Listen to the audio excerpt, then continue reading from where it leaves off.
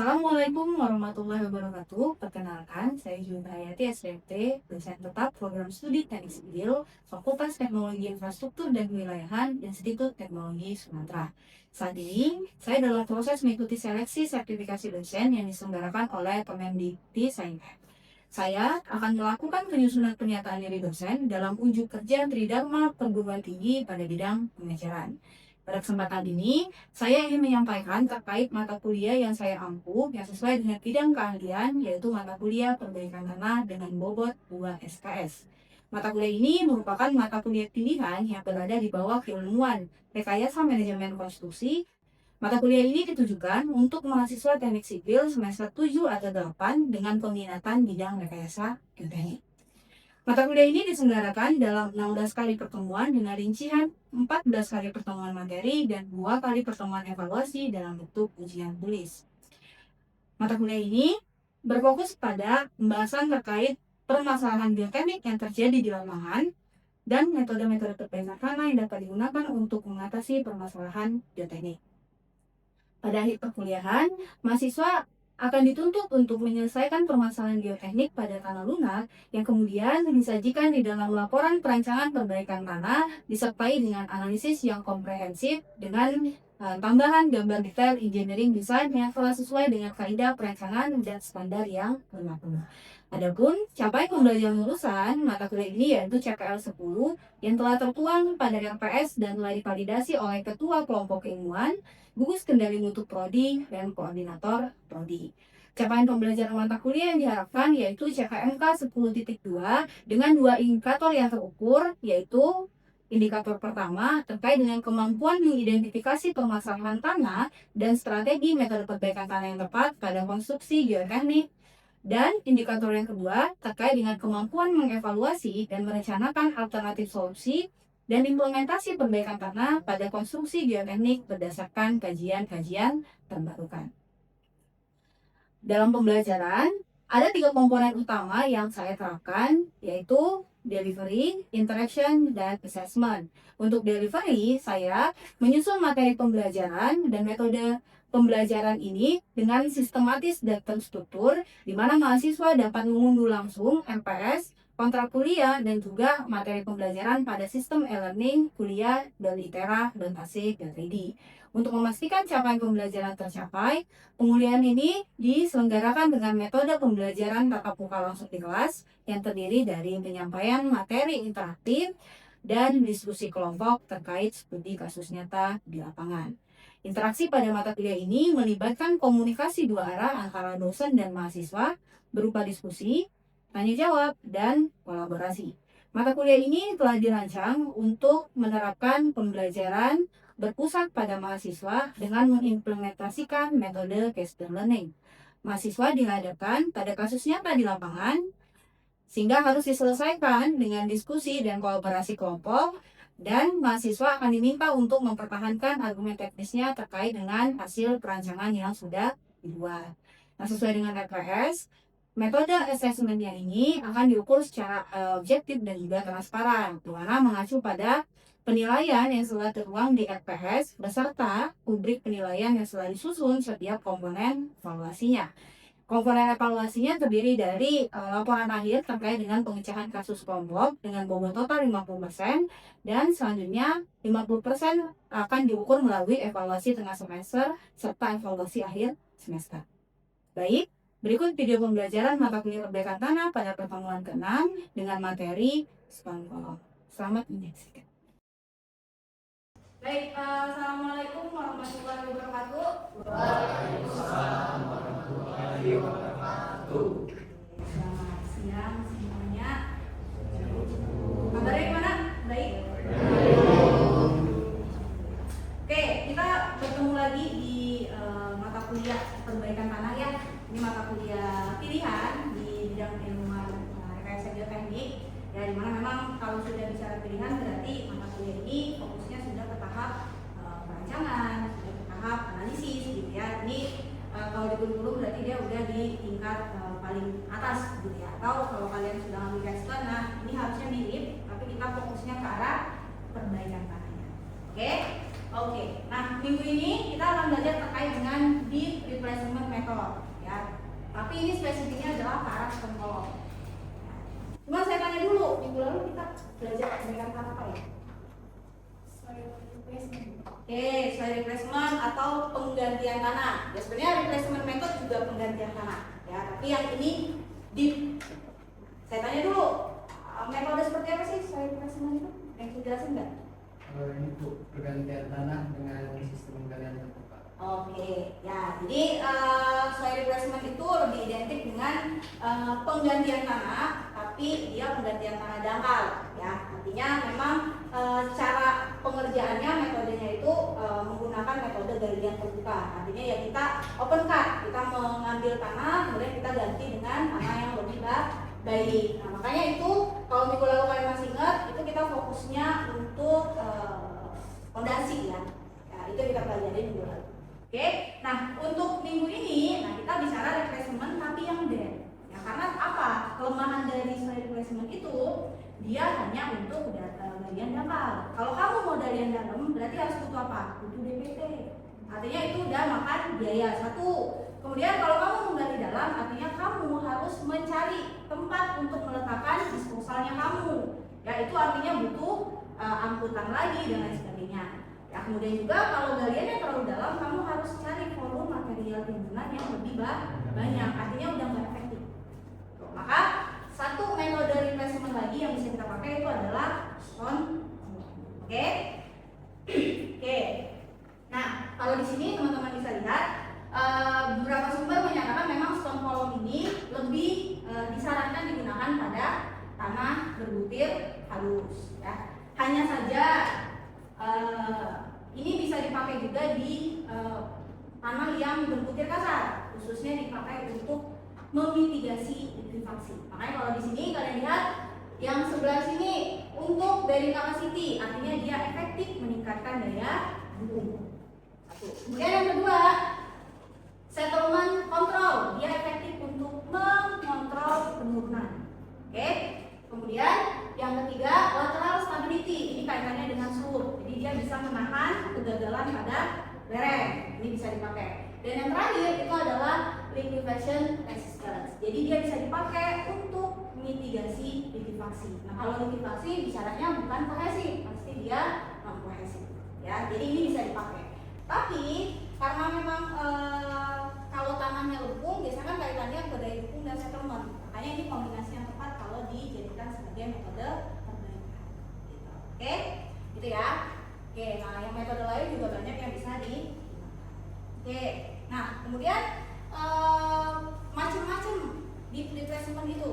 Ya, ada yang namanya fibro replacement, ada fibro displacement, ada juga fibro concrete column, sampai ada dynamic replacement. Ini tuh sebenarnya kaitannya perbedaan antara metode mereplace-nya dan juga apa yang kamu ganti, gitu ya. Oke, kalau stone column dia adalah fibro displacement, jadi pakai udara, gitu ya, ditembakkan ke lubang, nanti tanah di dalamnya itu akan tertekan ke samping sehingga akan terbentuk lubang kosong, kan itu. Nah, sambil dia naik neken, maka akan dimasukkan batu atau granular atau ke kerikil. Nah, tapi kalau yang fibro replacement atau fibro concrete column itu injeksinya bisa berupa konkrit, ya. Atau kalau yang fibro replacement dia pakainya water jetting. Jadi dia nyemprotnya bukan udara tapi air. Produknya seperti itu. Oke. Nah, yang kita fokuskan itu adalah fibro replacement. Cuman memang secara metode sebenarnya ada yang pakai wet, ada yang dry method. Jadi ada yang pakai air, ada yang nggak pakai air. Nah itu masalah pelaksanaan di lapangan aja. Kalau tanah aslinya yang katanya tinggi, itu biasanya kita pakai yang wet gitu ya, karena udah pasti basah lubangnya. Tapi kalau kering, ya sebenarnya bisa pakai metode yang dry method. Oke, nah sistemnya seperti ini, menginklusi, membuat kolom, lalu mengganti tanah tersebut dengan material baru. Oke, jadi logikanya ya sebenarnya sama aja kayak kita ganti tanah, cuman ini bisa menjangkau sampai kedalaman yang lebih dalam dengan lubang yang lebih ke sini. Jadi kayak sistem fondasi gitu ya. Oke, nah sebelumnya kita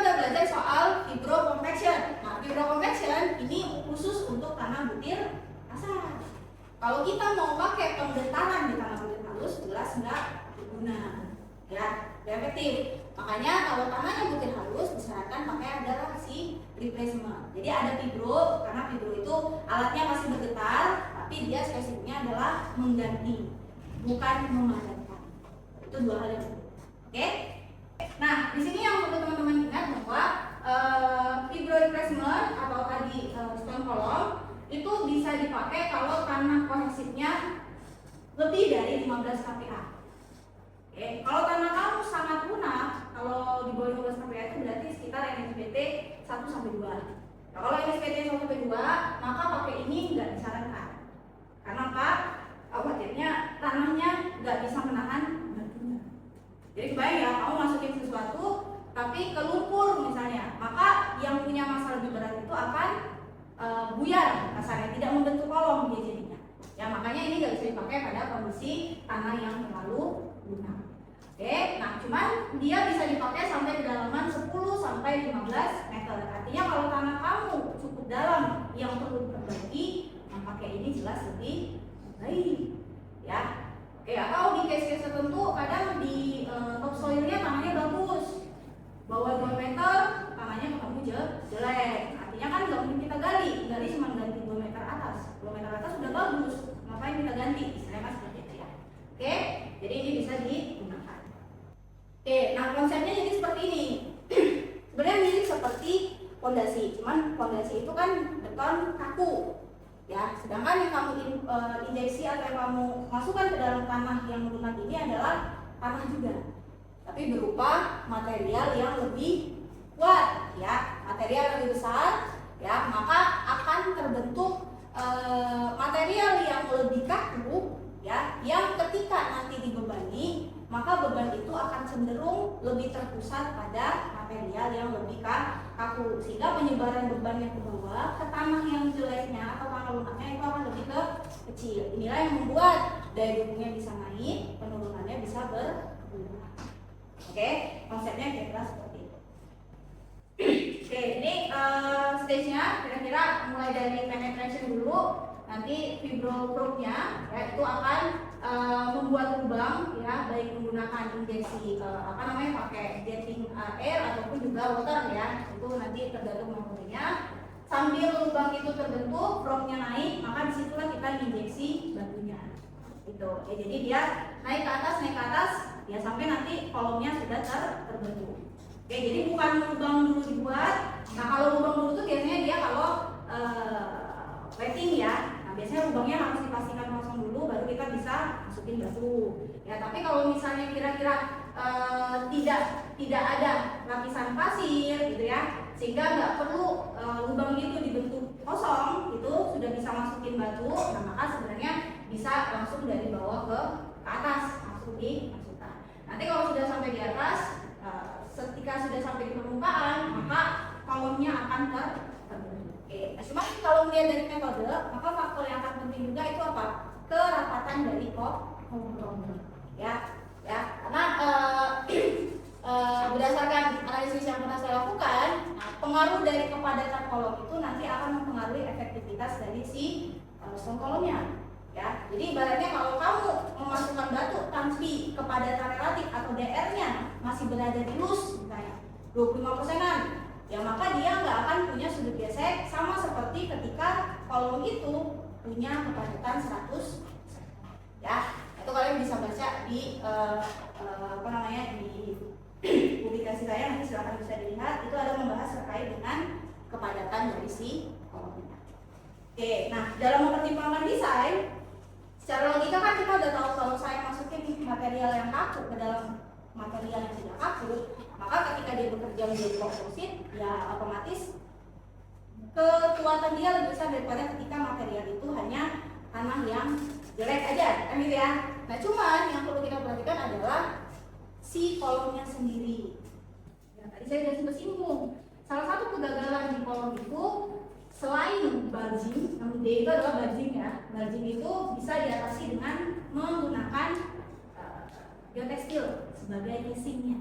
Makanya ada istilah selain stone column ada yang namanya geosynthetic encased stone column. Jadi kamu membalut si kolomnya itu dengan geotekstil dulu. Ya, jadi kamu ngasih casing lah katanya, tapi casingnya bukan material yang kaku.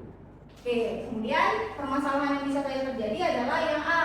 Yang A itu pecah, ya, artinya mungkin batunya tidak mampu menahan, mungkin materialnya jelek gitu, sehingga bisa terjadi pecah pada kolom batunya. Kemudian yang ke B ini adalah kegagalan geser. Nah, artinya ya nggak mampu ini, ternyata kolom ini walaupun udah kita kasih beban, dia masih gagal. Nah, itu yang case B. Ya, sedangkan yang case C ini adalah pancing, jadi dia turun, kolomnya turun. Ini bisa terjadi kalau kamu pasang sound kolom tapi dia gantung biasanya, jadi nggak sampai kata keras bunyinya. Nah, itu punya potensi dia akan turun. Oke, nah ini kegagalan yang perlu diperhatikan. Oke, kemudian selain itu ada patternnya juga yang perlu kita perhatikan, pola pemasangan.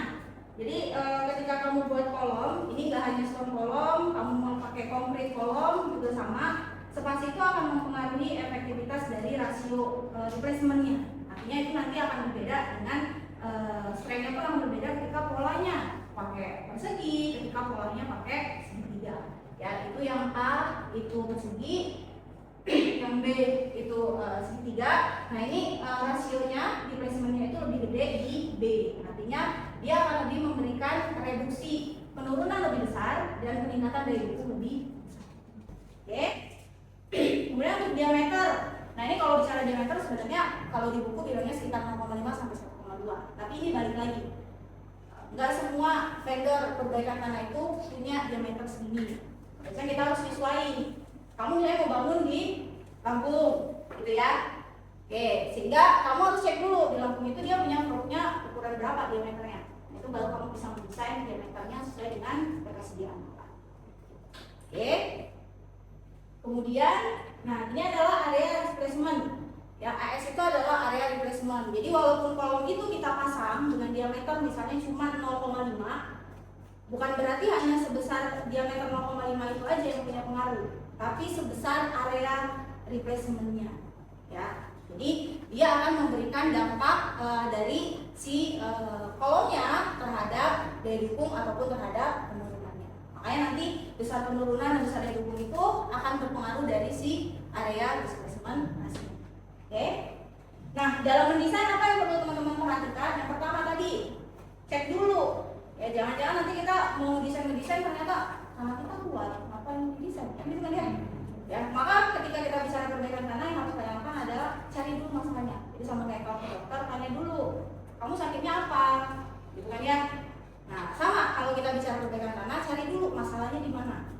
Masalahnya paling kalau enggak daya dukung, penurunan, stabilitas, atau enggak difaksikan. Kalau ketiga atau keempat ini tidak ada, ya berarti kamu nggak butuh perbaikan. Kan gitu. Itu poin pertama. Jadi cari dulu masalah. Nah, ini kita cari masalahnya dari daya dukung. Cek dulu daya dukungnya aman apa enggak. Nah, ketika misalnya tidak aman, maka kita coba gunakan stone kolom. Di poin kedua dari poin ketiga itu, kamu hitung kira-kira berapa kapasitasnya ketika kita kasih stone kolom. Kalau misalnya ternyata pakai stone kolom sudah aman, ya berarti boleh kita lanjut memilih metode ini sebagai metode perbaikan. Oke. Tuh. Nah, ini untuk daya dukung. Jadi nanti daya dukungnya itu merupakan daya dukung yang komposit. Jadi ada daya dukung tanah asli dan ada daya dukung kolom. Nah, seberapa besar kolom itu berkontribusi sebesar AS-nya. Jadi kalau diameternya besar, kamu pakai pola pattern yang lebih besar, ya, maka dia akan punya area replacement yang lebih besar. Oke, itu kemudian untuk penurunan. Ini penurunan bisa diperhitungkan dengan menggunakan persamaan ini atau seperti penurunan yang teman-teman sudah pelajarin, konsolidasi sama penurunan relasi. Oke. Nah, bagaimana kita memperhitungkan bahwa kolom ini ternyata efektif dalam mengurangi penurunan? Maka dia pakai yang namanya stress reduction factor atau disimbolkan dalam M. M ini adalah faktor yang akan mereduksi penurunan awalnya menjadi penurunan yang lebih kecil. Nah, apa yang mempengaruhi N ini akan dipengaruhi oleh kekakuan. Kekakuan siapa? Kolom dan tanah. Jadi makin besar rasio kekakuan kolom dengan tanah, maka makin besar stress reduction-nya.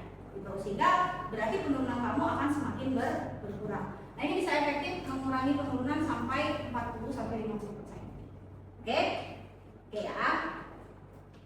Oke, nah kemudian kalau bicara konsolidasi, maka efek dari kolom sama seperti PPD. Kalau yang udah pernah lihat PPD, PPD itu akan menyediakan area radial ya. Di sekelilingnya itu akan memungkinkan konsolidasi air porinya itu bisa keluar secara radial. Seharusnya kan air itu cuma bisa naik ke atas, bawah.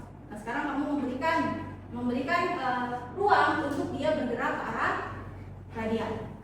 Oke, kira-kira itu untuk materinya. Nah, sekarang karena kita adalah case based learning ya, jadi saya kasih satu case ya. Ini adalah konstruksi Bandara Solo. Jadi ini perpanjangan runway dan juga taxiway ya. Jadi kalian bisa lihat ini adalah layout penggilingan tanah ya. Untuk struktur memanjang memang kelihatannya lebih lengkap ya, karena berdasarkan SNI memang cukup 100 sampai 400 meter antar titik. Jadi boleh aja dia rendah. Tapi kalau kita udah bicara gedung, maka dia titiknya itu per area. Oke. Nah, di sini kalau kita fokus ke yang sebelah kanan, berarti itu ada DB14, DB20 dan DB21. Oke. Sekarang kita lihat stratifikasinya. Nah, ini adalah stratifikasi dari DB14, DB20 dan DB21. Oke, sekarang saya tanya dulu, ada nggak dari ketiga titik ini yang menunjukkan perlu diperbaiki? Kalau dari pengamatan saya dari ketiga borlognya, menurut saya di borlog 20 itu tanah lunak itu lebih dalam dari borlog yang lainnya. Jadi menurut saya yang di borlog 20 itu butuh perbaikan tanah. Oke. Jadi kalau menurut Hari, ini borlog 20 butuh perbaikan tanah karena secara stratifnya ini kedalamannya lebih dalam ya, tanah lumpur yang punya konsistensi soft to medium ya. Ini kalau menurut lebih seperti ini. Oke, kalau kita lihat NSPT-nya secara jelas, maka dari di tabel ini kalian bisa lihat NSPT-nya itu 6 sampai dengan 12. Jadi sayangnya memang dia terputus ya, jadi tanahnya hanya sampai dengan 10 meter ya. Tapi kalau kalian lihat tanah di sebelahnya, sebenarnya di bawah 10 meter itu udah tanah keras. Artinya kemungkinan masalahnya ada di 0 sampai 10. Oke, nah, kalau itu silakan berkumpul dengan kelompok ya. Singkat saja, nanti saya minta untuk dipaparkan kira-kira metode perbaikan tanah apa yang cocok nih dipakai dengan kondisi tanah seperti ini kalau asumsinya akan ada timbunan di atas. Oke ya. Oke, silakan berkumpul bentar.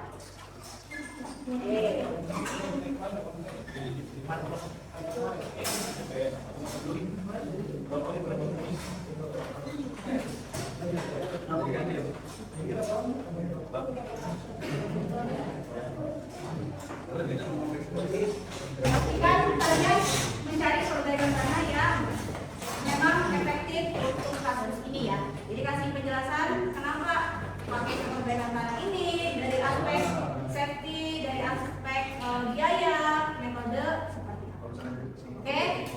Oke. Diskusinya udah selesai ya. Kita lanjut ya. Kita lanjut ke pemaparan. Saya minta kelompok 1 ya. Oke, sekarang kelompok 1 boleh dipaparkan nggak hasilnya seperti apa? Oke, silakan boleh ke depan. Oke, kelompok lain boleh dihentikan dulu diskusinya ya. Kita dengarkan. Oke, baik. Terima kasih atas pertanyaannya. Sebelumnya ini dari kelompok 1 telah melaksanakan diskusi kelompok. Bahwasanya kita memiliki beberapa pertimbangan gitu ya, mulai dari segi rektor dan juga dari segi biayanya. Bahwasanya daripada borlog dari borlog 20 dia memiliki nilai NSPT yang tidak terlalu dalam ya. Bisa dikatakan tanah lunaknya hanya berada pada range 0 sampai 6 meter. Dan menurut saya untuk pada project daripada taxiway yang dia memiliki area yang cukup besar, pemilihan perbaikan tanah yang cukup baik untuk memaksimalkan dari segi biaya, yaitu adalah salah satunya penggalian. Jadi kita bisa melakukan penggalian sepanjang tanah yang bermasalah, bahwasanya bisa dari DB20. Kenapa kita harus gali? Karena posisi di sini permasalahannya adalah di penurunan yang menerima beban dari timbunan gitu. Jadi ketika kalian mengatakan sebuah tanah lunak itu bermasalah sebagai dari apa, itu bermasalah daripada beban timbunan yang tinggi gitu. Jadi kita tidak bisa mengontrol si penurunannya. Maka dari itu menurut saya pemilihan perbaikan tanah untuk mengantisipasi penurunan tanah yaitu adalah dengan cara melakukan penggalian sampai tanah keras. Kurang lebih seperti itu. Oke, berarti penggaliannya sampai 8 meter nih. Iya. Oke, baik, terima kasih. Juga boleh duduk. Ada yang mau memberikan argumennya ya? Oke, silakan kelompok 2, silakan ini. Saya mau izin menanggapi dari argumen kelompok sebelah tadi. Sebenarnya kalau menurut saya, kalau udah penurunan, kalau sudah sampai sedalam 8 sampai 10 meter tadi untuk tanah lunaknya, sebenarnya kan kekuatannya tidak, kalau kita mau bearing capacity-nya mungkin tidak terlalu menjadi permasalahan utama gitu. Yang menjadi permasalahan utama adalah si penurunannya gitu. Menurut saya kalau malah kita mengganti semuanya sudah tidak efisien lagi juga di dalam metode kerjanya kalau harus mengganti sedalam 10 meter sepanjang jalurnya itu Bu. Menurut saya mungkin perbaikannya yang bisa dilakukan bisa dari dynamic compaction, kita cukup mengkompak saja gitu, atau malahan materi yang terakhir tadi menurut saya juga menarik untuk dilakukan perbaikan karena sampai 10 meter. Kenapa tidak kita gunakan juga stone column tadi gitu? Mungkin akan lebih efektif dia untuk mengurangi penurunannya, karena juga stone column tadi dia juga efektif di penurunan sama peningkatan kekuatan tanah gitu. Oke, terima kasih Uni. Ya, jadi kalau menurut pandangan ini sebenarnya pakai assessment nggak cocok ya. Oke, jadi memang kalau kita lihat sebenarnya menggunakan assessment di awal saya udah bilang kayaknya nggak mungkin kalau sampai 10 meter ya, gitu ya. Makanya sebenarnya pilihan yang paling tepat itu kalau nggak pakai stone column bisa dengan pemadatan saja, karena pemadatan bisa mengurangi penurunan. Oke, nah itu baru mencari metode yang tepat. Nanti silakan didiskusikan kembali, cari metode yang tepat. Nah ini kita jadikan tugas ya, karena kan dari asesmen harusnya ada penilaian terkait dengan laporan, ya laporan desainnya. Jadi nanti silakan diskusikan kembali, keluarkan satu metode perbaikan beserta analisis komprehensif sampai dengan dimensinya. Kalau mau pakai dynamic compaction berarti dia mau tempernya per berapa nih jaraknya, gitu ya. Kalau mau pakai stone column kira-kira jarak pemasangannya berapa? Itu silakan didiskusikan. Nanti akan jadi salah satu poin penilaian di dalam mata kuliah perbaikan. Kalau pakai stone column kira-kira jarak pemasangannya berapa? Itu silakan didiskusikan. Nanti akan jadi salah satu poin penilaian di dalam mata kuliah perbaikan. Oke, kalau gitu kita akhiri untuk perkuliahan hari ini. Terima kasih banyak atas waktunya. Mohon bisa dikerjakan tugasnya. Saya tutup. Wassalamualaikum warahmatullahi wabarakatuh.